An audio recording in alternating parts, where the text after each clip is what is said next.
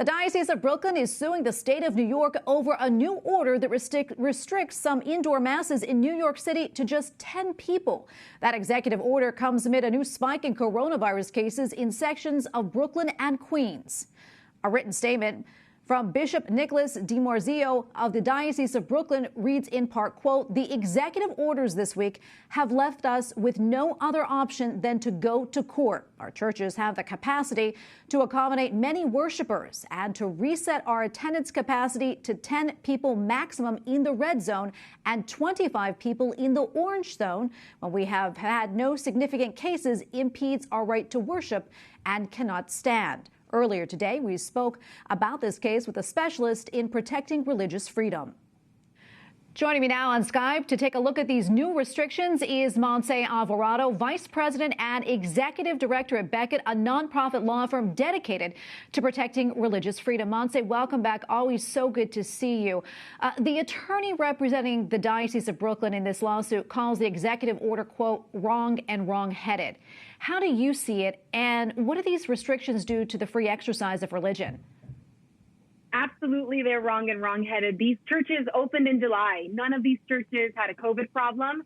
And even though they have experience showing that their protocol works, the government is definitely targeting them. This is targeting. They're drawing lines and creating ghettos around Catholic communities and Jewish communities. It's wrong. Montse, public safety, of course, we know is a concern, and we all continue to be vigilant against the spread of the coronavirus. Can you talk about some of the measures the faithful and the diocese have taken as part of their reopening plan in New York? Absolutely. And I'll tell you that the idea that the liturgy is unpredictable, particularly the Catholic Mass, which has order and structure to it, is ludicrous. This diocese opened up their churches safely, cooperatively, responsibly, and in partnership with the government. So not having communion on the tongue, making sure that they're social distance, giving appropriate spacing and communion lines, asking people to make sure that they're staying just with their family unit are just basic things that have been done. Catholics are naturally rule followers. We're going to follow whatever our shepherds tell us in terms of making sure that we're all safe and we can all worship, because we know that the Eucharist is essential to this community. Montse, can you talk about how those precautions, how they've worked?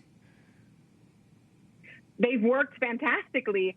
Like I mentioned, since July, they have not had any kind of super spreader or contagion issue. They're showing that COVID is showing us this importance and essential nature of church.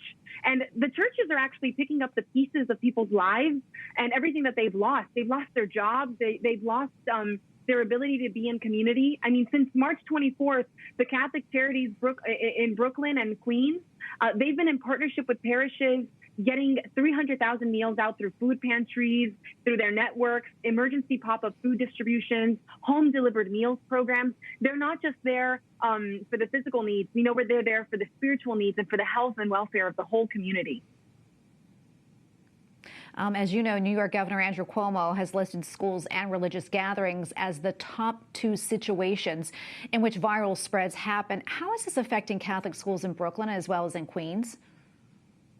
This is going to be an issue for Catholic schools, for Jewish schools, for anyone who is trying to safely gather in any way. And it looks like targeting because these schools do not have any kind of COVID infections. And should there be a COVID infection, there is a protocol in place to make sure that those students and families are safe. This is not where the government should be looking. These are the safe places where people are going to gather with protocol in place. Montse, I think this is really important to mention, that it's not just the Diocese of Brooklyn that's suing. Orthodox Jewish organizations are suing the governor as well, and we've seen a lot of protests this week in those communities. Talk a little bit about how these restrictions are impacting synagogues. I'll tell you one thing that I think is really important to remember. Synagogues are a really important place for the Jewish community, but so are their schools. Their schools are essential. It's part of how they live their life in teaching the next generation the faith and how to live it. Sukkot starts tonight. It's the second half of the Festival of Tabernacles, and one of the more holy days that this community celebrates, in addition to Shabbos, which starts tonight as well. So you're walking into a really important season of celebration and gathering for this community, and it's seems wrong that the government is going to choose this moment when they do not have infection problems to stop them from gathering and being together. It's this perverse one-upmanship contest between de Blasio, who started targeting the Jewish community in the beginning of the pandemic, and now Governor Cuomo, who's decided that Catholics and Jews have to kind of stick to the lines that he's drawn on a map. He's creating these religious ghettos, and it's wrong. Montse, we don't have a lot of time, but I'm curious, what happens next? What happens if this executive order is allowed to stand?